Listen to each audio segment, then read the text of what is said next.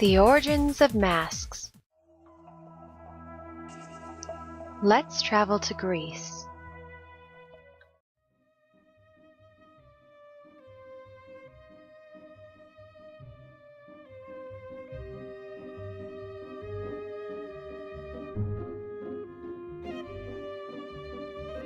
Masks were significant elements in the worship of Dionysus, the god of revelry and fertility. In Athens, Greeks likely used masks in ceremonial rites and celebrations. Most of the evidence of the use of masks come from a few vase paintings dated from the 5th century BC. No physical evidence remains available to us, as the masks were made of organic materials such as wood, cloth, or leather. Many of the masks were decorated with hair, either human or animal, to complete the effect. The actors were only able to see through the small holes that were drilled where the pupil of the eye would be. The mouth opening was formed out like a megaphone, making some theorists believe the masks helped to accentuate the actor's voice. But there are others that discount this concept.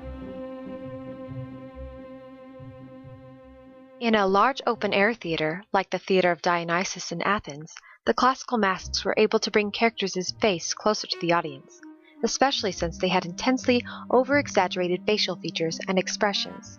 They enabled an actor to appear and reappear in several different roles, thus preventing the audience from identifying the actor to a specific character.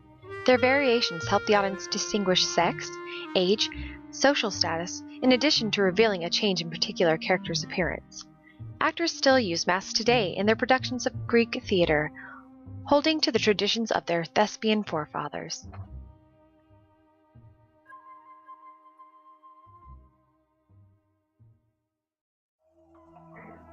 Let's travel to Egypt.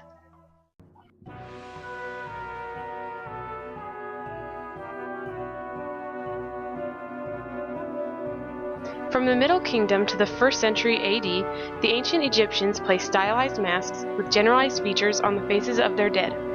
The funerary mask served to guide the spirit of the deceased back to its final resting place in the body. These masks were made of cloth covered with stucco or plaster, which was then painted. For more important personages, silver and gold were used. Among the most splendid examples of the burial portrait mask is the one created for the pharaoh Tutankhamun.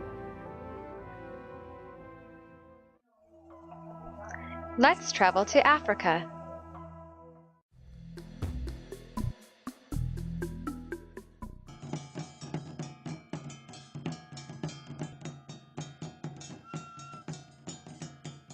African masks are used both ceremonially and ritually. They are mostly found in sub-Saharan and West Africa. The specific use of the masks vary widely from culture to culture. Most masks are used for spiritual and religious purposes and are used in ritual dances and social and religious events. Both the maker of the mask and the wearer of the mask hold a high status within the community. In most traditional African cultures, the person who wears a ritual mask conceptually loses his or her human identity and turns into the spirit represented by the mask itself. Most masks are made of wood, although a wide variety of other elements can be used, including some metals like copper and bronze. The mask can then be adorned with a wide variety of ornamental items such as animal hair, horns, teeth, seashells, and feathers.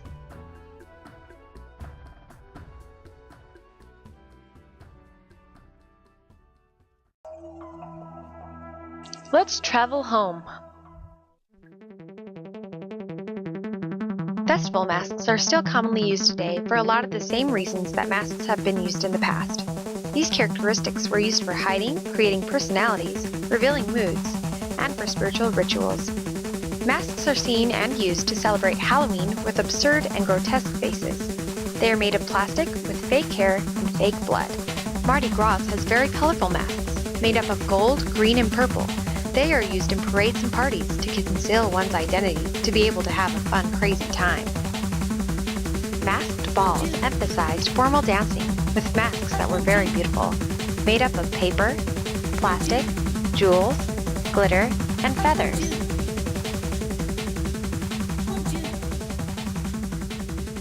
So the next time you put on a mask, think about the meaning behind it.